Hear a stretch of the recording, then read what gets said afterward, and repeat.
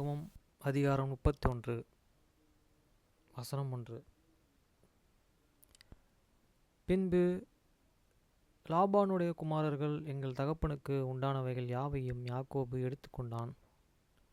இன்று எங்கள் தகப்பனுடைய பொருட்களை இந்த செல்வத்தை எல்லாம் அடைந்தான் என்றும் சொன்ன வார்த்தைகள் யாக்கோபு கேட்டான். 2. லாபானின் முகத்தை யாக்கோபு பார்த்தபொழுதோ அது நேற்று முந்தைய நாள் இருந்தது போலே இராமல் வேறுபட்டு இருக்க கண்டேன். வசனம் 3. கர்த்தர் யாக்கோபை நோக்கி, உன் பிதாக்களுடைய தேசத்திற்கும் உன் இனத்தாரிடத்திற்கும் நீ திரும்பி போ, நான் உன்னோடு கூட இருப்பேன் என்றார். வசனம் 4. அப்பொழுது யாக்கோபு ராகேலையும் லேயாளையும் வெளியிலே தன் மந்தையிடத்திலே அழைப்பித்து, வசனம் 5. அவர்களை நோக்கி, உங்கள் தகப்பனுடைய முகம் நேற்று முந்தைய நாள் இருந்தது போல இருக்கவில்லை என்று எனக்கு தோன்றுகிறது. ஆனாலும் என் தகப்பனுடைய தேவன் என்னோடு கூட இருக்கிறார். வசனம் 6. என்ன என்றால், இயன்ற மட்டும் நான் உங்களுக்கு தகப்பனுக்கும் ஊழியம் செய்தேன் என்று நீங்கள் அறிந்திருக்கிறீர்கள். 7. உங்கள் தகப்பனோ என்னை வஞ்சித்து என் சம்பளத்தை 10 முறை ஏமாற்றினான். ஆனாலும் அவன் எனக்கு தீங்கு செய்ய தேவன் அவனுக்கு இடம் கொடுக்கவில்லை. வசனம் 8. புள்ளியுள்ளவைகள் உன் சம்பளமாய் இருக்கும் என்று அவன் சொன்னபொழுதோ ஆடுகள் எல்லாம் புள்ளியில்லா குட்டிகளை போட்டது. கலப்பு நிறமானவைகள் உன் சம்பளமாய் இருக்கும் என்று அவன் சொன்னபோதோ ஆடுகள் எல்லாம் கலப்பு நிறம் குட்டிகளை போட்டது. வசனம் 9. இவ்விதமாய் தேவன் உங்கள் தகப்பனுடைய ஆடுகளை எடுத்து எனக்கு தந்தார். வசனம் 10. ஆடுகள் போலியும் களத்திலே நான் கண்ட சொப்பனத்திலும் என் கண்களை ஏறெடுத்து பார்க்கும்பொழுது ஆடுகளோடு போலியும் கலப்பு நிறமும் புள்ளியும் வரியும் உள்ளவையாய் இருக்க கண்டேன். வசனம் 11. அன்றியும் தேவதூதன் அவர் சொப்பனத்தில் யாக்கோபே என்றார். இதோ இருக்கிறேன் என்றேன். வசனம் 12. அப்பொழுது அவர் கண்களை ஏறெடுத்து பார், ஆடுகளோடு போலியும் கடற்குள் எல்லாம் கலப்பு நிறமும் புள்ளியும் வரியும் உள்ளவைகளாய் இருக்கிறது. லாபான் உனக்கு செய்கிற யாவையும் கண்டேன். வசனம் 13. நீ தூணுக்கு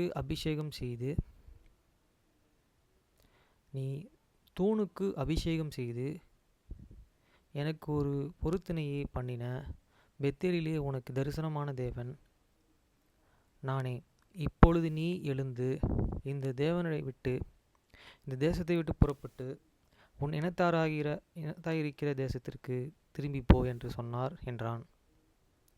வசனம் 14. அதற்கு ராகேல் லேயாளும், எங்கள் தகப்பன் வீட்டிலே இனி எங்களுக்கு பங்கு சுதந்திரம் உண்டோ? வசனம் 15. அவரால் நாங்கள் அந்நியராய் எண்ணப்படவில்லையா? அவர் எங்களை விற்று எங்கள் பணத்தை வாயிலே போட்டுக்கொண்டார். வசனம் 16. ஆகையால் தேவன் எங்கள் தகப்பனிடமிருந்து எடுத்த ஐஸ்வர்யம் எல்லாம் நமக்கு நம்முடைய பிள்ளைகளுக்கும் உரியது. இப்படி இருக்க தேவன் உமக்கு சொன்னபடியெல்லாம் செய்யும் என்றார்கள். 17. அப்பொழுது யாக்கோபு எழுந்து தன் பிள்ளைகளையும் தன் மனைவிகளையும் ஒட்டகங்களையும் ஏற்றி 18. தன் தகப்பன்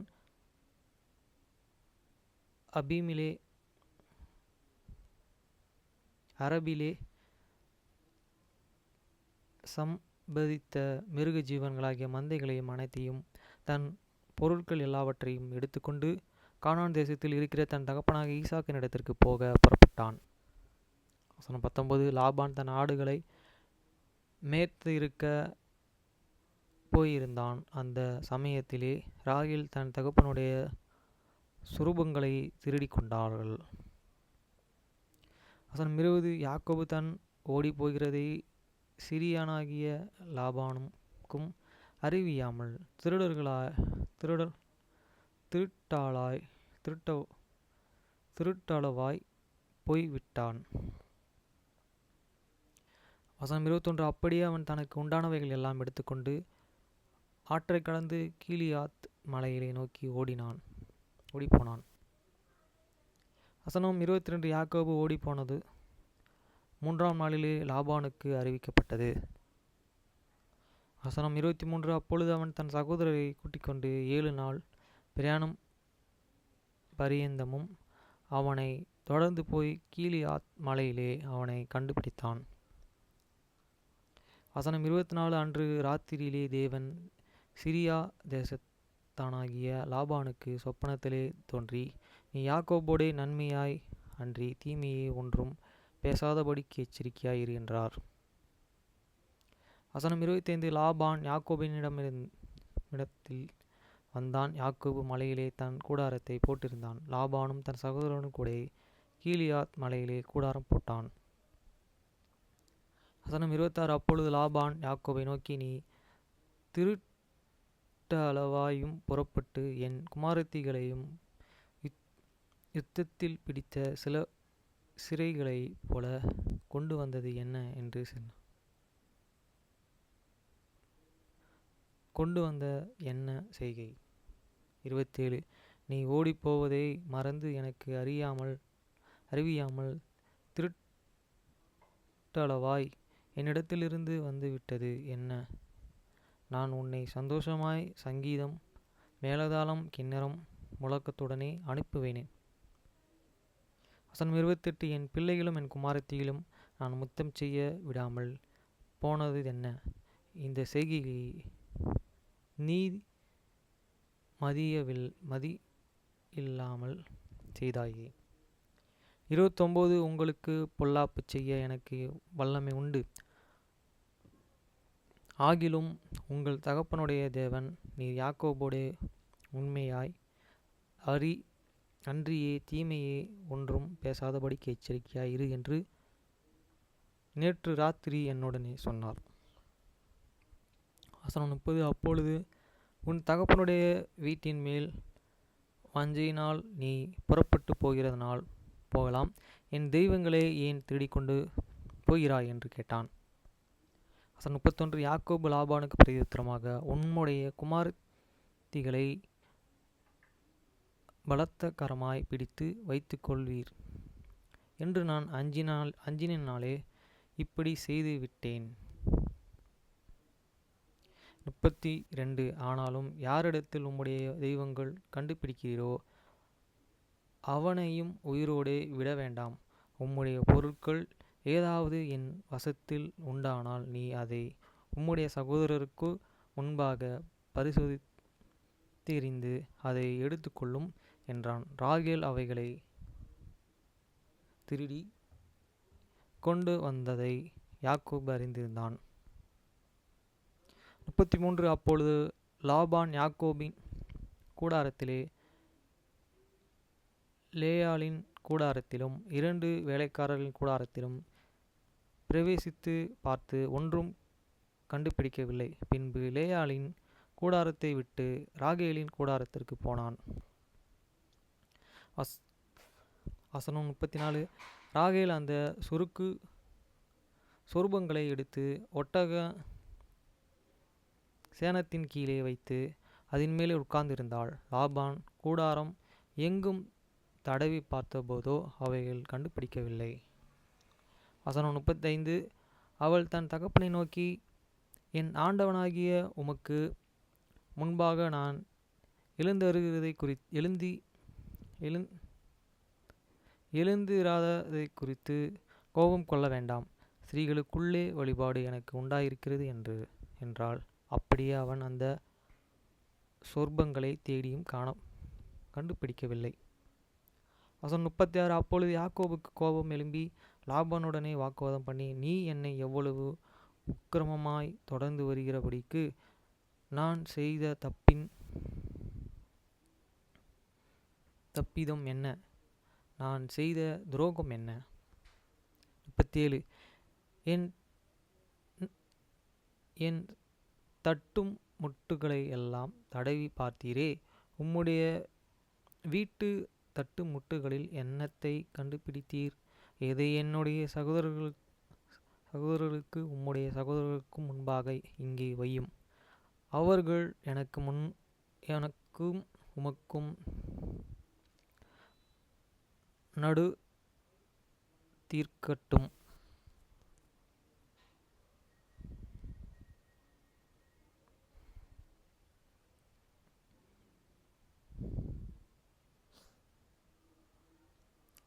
வசனம் 38. அந்த 20 வருஷம் காலமாய் நான் உம்மிடத்தில் இருந்தேன். உம்முடைய செம்மறிகளும் வெள்ளை ஆடுகளும் சினையில்லை. உம்முடைய மந்தையின் கடாக்களையே நான் தின்னவும் இல்லை.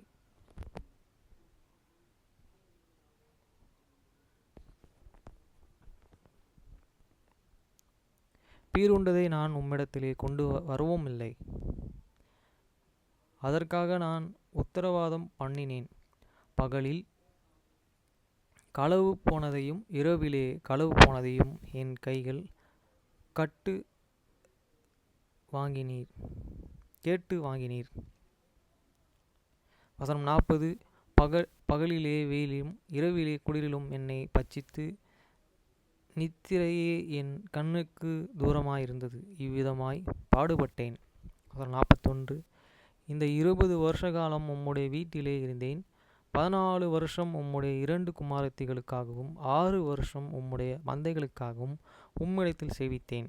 10 முறை என் சம்பளத்தை மாற்றினீர். வசனம் 42. என் பிதாவின் தேவனாகிய ஆபிரகாமின் தேவனும் ஈசாக்கின் தேவனுமாகி கூறியவரும் என்னோடு இராமற்று போனால் நீர் எப்பொழுது என்னை வெறுமையாய் விட்டிருப்பீர். தேவன் என் சிறுமையையும் என் கை பிரயாசத்தையும் பார்த்து நேற்று ராத்திரியே உம்மை கடிந்து கொண்டார் என்று சொன்னேன். வசனம் 43. இப்பொழுது லாபான் யாக்கோபுக்கு பிரதியுத்தரமாக, இந்த குமாரத்திகள் என் குமாரத்திகளையும் இந்த பிள்ளைகள் என் பிள்ளைகளையும் இந்த மந்தைகள் என் மந்தையையும் நீர் காண்கிற யாவும் என்னுடையவைகள். என் குமாரத்திகளாகிய இவர்களையும் இவர்களின் பெற்ற பிள்ளைகளையும் இன்று நான் என்ன செய்யக்கூடும்? 44. அப்பொழுது எனக்கு உனக்கும் சாட்சியாய் இருக்கும் பொருட்டு நீயும் நானும் உடன்படிக்கை பண்ணிக்கொள்ள கடவோம் என்றான். வசனம் 45. இப்பொழுது யாக்கோபு ஒரு கல்லை எடுத்து அதை தூணாக நிறுத்தினான். வசனம் 46. பின்னும் யாக்கோபு தன் சகோதரரை பார்த்து, கற்களை குவியலாக சேருங்கள் என்றான். அவர்கள் கற்களை எடுத்துக்கொண்டு வந்து ஒரு குவியலாக்கி அந்த குவியல் மேலே போஜனம் பண்ணினார்கள். வசனம் 47. லாபான் அதற்கு